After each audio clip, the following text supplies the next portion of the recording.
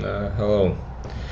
We'll take a look at this game for another student game review, and I have to warn you, this is a blitz game between two 1200s. So again, as I like to say, blitz games cannot really be analyzed thoroughly, as what we are trying to analyze is not peculiarly the moves, but more so the thought process that goes into the moves. In blitz games, we can't really have a thought process. Most of the moves can only be intuited, so to say. So let's have a look anyway, since this is what was submitted. So starts as an innocent Sicilian. White can transpose into some Paulsen or Taimanov or something else. Bishop c4. Common knowledge dictates that against this pawn on e6 it doesn't really make sense to put your bishop here. Black plays a6, which is a generally useful move. d3, black plays b5, gets some space. And now white goes for a combination, let's call it, which loses two pieces. So let's start with knight takes b5. Black accepts the gift, then bishop takes b5. Then black finds this fork with queen a5. So we start the game with two pieces up for black, and whatever instructive value this game may have, it should be connected to realizing big material advantages. So white now decides to take care of his pawn, and in this position, well, black, as commented in the game, he realized that he should in general exchange pieces, which is a good piece of advice. But what is left out from the advice, we shouldn't necessarily go out of our way to exchange pieces. It's still a chess game, in a sense. Even though black is two pieces up, white has two pawns, no real weaknesses, we still have to kind of play the game to win it. And here, when we ask black what's the problem, clearly it's our undeveloped pieces.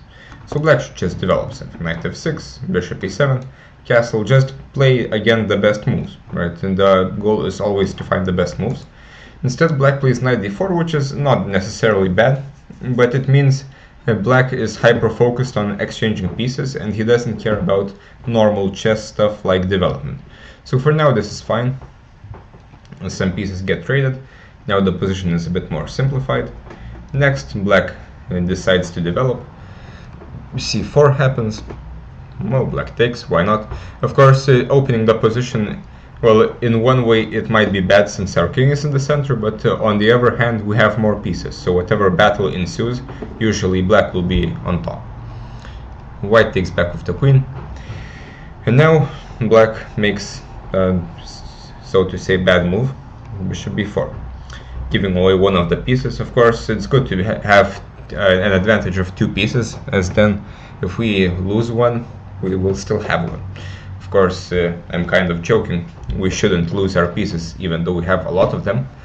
So this kind of shows a lack of awareness for pieces and how they take other pieces, what pieces protect what squares. Perhaps this bishop seeing b4 wasn't as obvious. And this is what I mean by analyzing blitz games. Here black was thinking for 30 seconds, though it should take about 2 seconds to see that this move is simply not possible, because two pieces attack the square, while only black's queen protects it. So again, the player who we're analyzing here, which is playing black, we shouldn't really play blitz at this level. I'm not trying to gatekeep or anything, but I hope you can see what happens when we play with a very limited amount of time. First, we have to learn how to play slowly, and only then we can apply what we know in faster time controls, because this is not very instructive. You don't really need a smart coach to explain that this move is bad, and you can tell yourself. Anyway, black is still a piece up, though now only for two pawns. d5, again trying to open the position a little bit. Now black sort of develops his pieces, but it's clear there is a problem. And now black doesn't really try to solve the problem. If we ask black again what the problem is, we see we cannot use our rook. Also, our king is stuck in the center, which is basically the same problem. It's about this rook. We need to move the king somewhere. Where could we move the king? Well, one idea would be f6, to put it on f7, as we cannot castle anyway. But now f6 isn't very possible, because after taking, this pawn will drop. So what are the alternatives? I guess we can go to d7. For that we have to move the knight. The knight isn't very well placed anyway. Where can we move it? We can go to b6, but the future for it is not really clear, because white can easily put his pawn on b3. This is another common pattern, a positional pattern. A pawn 2 squares in front of a knight dominates the knight.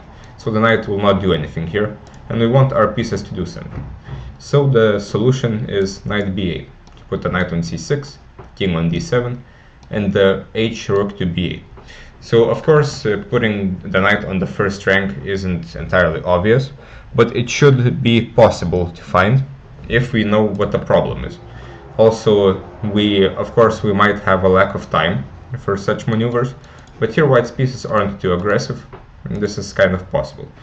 And here sadly it's not clear if black can do anything much smarter. He can delay this kind of maneuver, for example rook b8 maybe, and then maybe knight b6.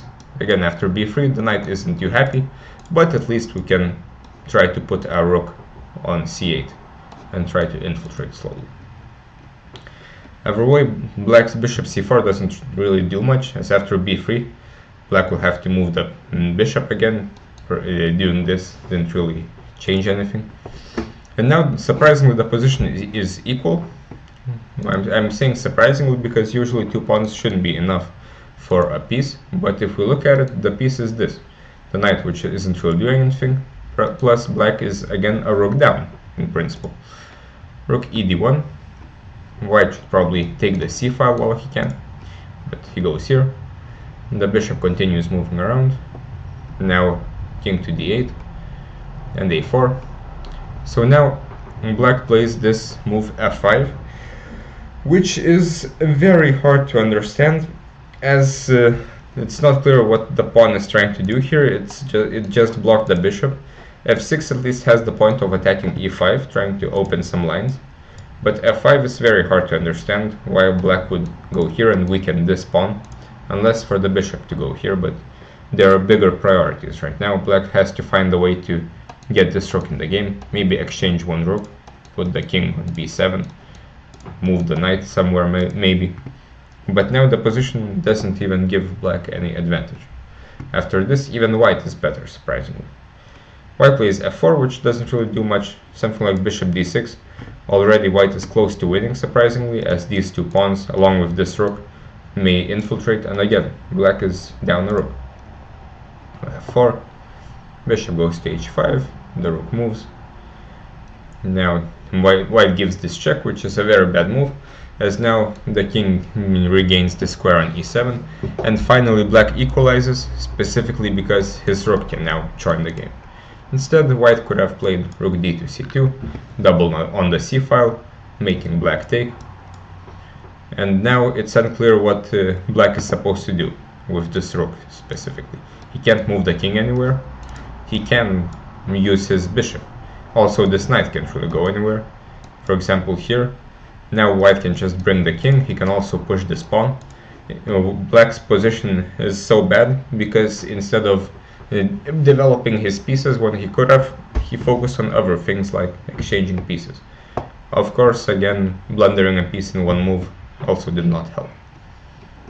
So this check happened. Another check. Now the king is on f7.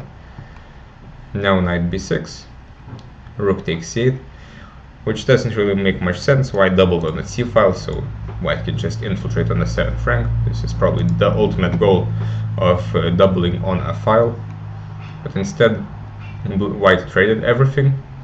And the problem here is not only that now he traded the good rooks for the bad rooks, but also there's no real defense against bishop d1, which happened. And now black should be winning because he will take at least one pawn. The other one should be blockaded, and black should slowly win with a piece up, we would think.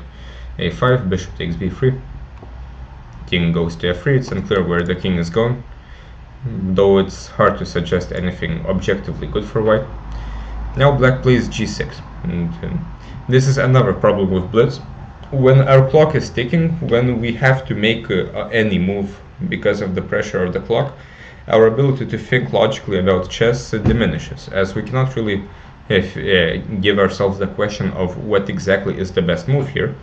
We can only tell ourselves what is a move I can confidently make with when I have 2 minutes, and I cannot calculate any deep lines or anything. I do not have time to create any meaningful plan. All I can do is make some kind of move, because if I don't, my time will run out. So this is in general not a good mindset to play chess in. This is not a real chess mindset. What we need is a good plan. And here, to find a good move, we might ask what is White's trying to do? Well, clearly White's only chance to do anything here is connected to this pawn. Why not just block it? As they say, any passed pawn should be blocked as soon as possible, because the further it goes, the more dangerous it becomes, as we will see in this game. So g6, again, just simply completely useless, a completely irrelevant move, which changes nothing about the position, except that now White gets a free move, which he uses to play g3, instead maybe here to threaten a6. If White plays a6, then after a7, Black will already have to give up the knight. g3. Now Black gives some kind of check.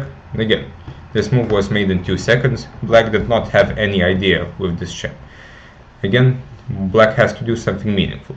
The plan would be maybe to just block the pawn and then slowly bring his king somewhere.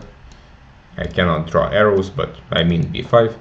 Also the knight can go to some normal square, and White can never push a6 anymore. So Black should just slowly but surely win the game with his piece advantage. Right. Instead, Black decides to give some kind of check, and again makes a completely irrelevant move. It's hard to understand how this move could help Black's position. He's not really going to play h4 anytime soon. And again, this is completely ignoring White's ideas. And now White can just equalize with a concrete move, bishop c5, not a6, but bishop c5, because now the bishop is so badly placed it cannot even stop a6. Next move, a6 will happen, then a7, and the pawn on a7 will be too dangerous. Something similar happens. Now Black should blockade on a light square, which is this time a8. Of course, it would have been better to blockade on a6, but we have what we have. King e8. Now, after king d7, Black has no chance to win. The only chance left was to put the bishop on a8, which is sensible enough. Now, apparently, White can kind of equalize, almost, by bringing his king to h4 and g5, which only talks about this weakening of the position, which was not only unproductive, but also counterproductive. So again, this is blitz chess. We just make any moves to not lose on time, which is not really about the game we are trying to play. Anyway, here White plays a7, Black has to take, and now this position is impossible to lose for both sides. So the players made a million moves, but nothing really happened here, and the game ended in a draw. So the key takeaway, I think, should be obvious. We cannot really play blitz if our game is at this level. If we're still giving away pieces in one move, both for the opponent and for ourselves, it means we are not yet ready to play quicker time controls. We have to stick with the chess with longer time. And then when we feel we can confidently play and not make one move blunders in longer chess, then we can try faster chess. But of course, the chess media nowadays is trying to make us feel that blitz chess is the chess, though historically that wasn't the case. So thanks for watching and good luck.